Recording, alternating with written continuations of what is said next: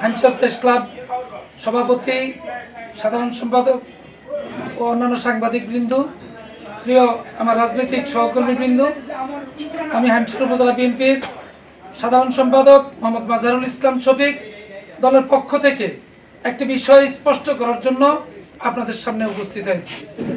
সম্মানিত সাংবাদিকবৃন্দ, আপনারা জানেন বিগত ৩-৪ দিন থেকে অটো স্ট্যান্ডে অটো লাইনম্যানদের জন্য টাকা উত্তোলনকে কেন্দ্র করে ব্যাপক আলোচনা সমালোচনা বিরাজমান আছে। বিষয়টিতে অত্যন্ত অনাকাঙ্ক্ষিতভাবে হ্যামচার উপজেলা বিএনপিকে দায়ী করা হচ্ছে। প্রকৃত ঘটনাটি সর্বজনের জন্য জানিয়ে দেওয়ার উদ্দেশ্যেই আজকের এই উপস্থিতি।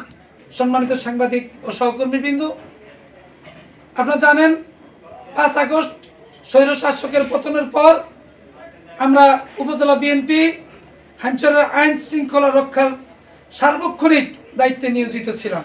আমরা ব্যাপকভাবে মানুষের জান, হ্যামচারবাসীর জান এবং মাল রক্ষায় আমরা আমাদের সর্বোচ্চ চেষ্টা আমরা অব্যাহত রেখেছি। এরই ধারাবাহিকতায় উপজেলা আইন শৃঙ্খলা কমিটির সকল সভায় আমাদেরকে আমন্ত্রণ জানানো হয়। গত তিনটি মিটিং, অর্থাৎ অক্টোবরের আইন শৃঙ্খলা কমিটির মিটিংয়ে উপজেলা মুক্তিযোদ্ধা কমান্ডের সহকারী কমান্ডার জনাব হাফিজ আহমেদ পাটোয়ারি খুব গুরুত্বের সাথে প্রস্তাব রাখেন যে হ্যামচারে যানজটের এত করুণ অবস্থা, শিক্ষার্থীরা যথাসময় স্কুলে বসতে পারে না, অফিস আদালতের কর্মকর্তা কর্মচারীরা যথাসময় তাদের কর্মস্থলে পৌঁছতে পারে না। সুতরাং প্রশাসনকে এই যানজটের বিষয়ে পদক্ষেপ নেওয়ার আহ্বান জানান। সেখান থেকেই এই সিএনজি এবং অটোরিকশার শৃঙ্খলার বিষয়ে কথা উঠে এক পর্যায়ে ওই মিটিংয়ে আর কোনো সিদ্ধান্ত ছাড়াই সমাপ্ত হয়। নভেম্বর মাসের মিটিংয়ে আবারও বিষয়টি উত্থাপিত হয়। সেই মিটিংয়ে দীর্ঘ আলোচনা হয়। আলোচনা শেষে হ্যামচার উপজেলা সদরের আলগীবাজার ব্যবসায়ী কমিটির সাধারণ সম্পাদক খুরশিদ আলম কোতোয়ালকে উপজেলা প্রশাসনের পক্ষ থেকে দায়িত্ব দেওয়া হয় যে 10 টাকা করে প্রত্যেক সিএনজি থেকে এবং অটোরিকশা থেকে টাকা নিয়ে প্রত্যেক স্টেশনে 1 জন করে বা 2 জন করে লাইনম্যান রেখে এগুলি শৃঙ্খলা রাখা যায় কিনা সেই ব্যবস্থা করার জন্য। কিন্তু 1 মাস অতিবাহিত হলেও পরবর্তী ডিসেম্বর মাসের মিটিংয়ে আবারও বিষয়টি উপস্থাপিত হইলে আলগীবাজার ব্যবসায়ী কমিটির সাধারণ সম্পাদক উনি ব্যাখ্যা করেন যে 10 টাকা করে কেউ এই দায়িত্ব নিতে রাজি না।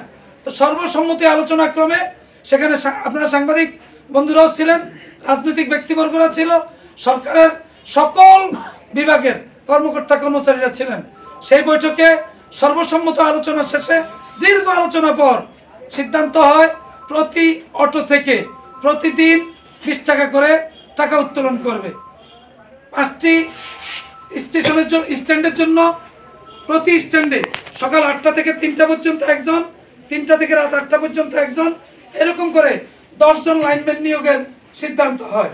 সেই লাইনম্যানদের বেতন নির্ধারণ করা হয় প্রতিদিন প্রতিজনের 600 টাকা করে।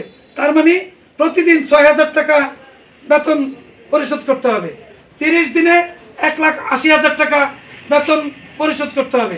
রাষ্ট্রের যেহেতু কোনো তহবিল নেই, সেজন্য এই অটো চালকদের কাছ থেকেই 20 টাকা করে নেওয়ার সিদ্ধান্ত গৃহীত হয়। এটা ছিল উপজেলা প্রশাসনের সর্বসম্মত সিদ্ধান্ত।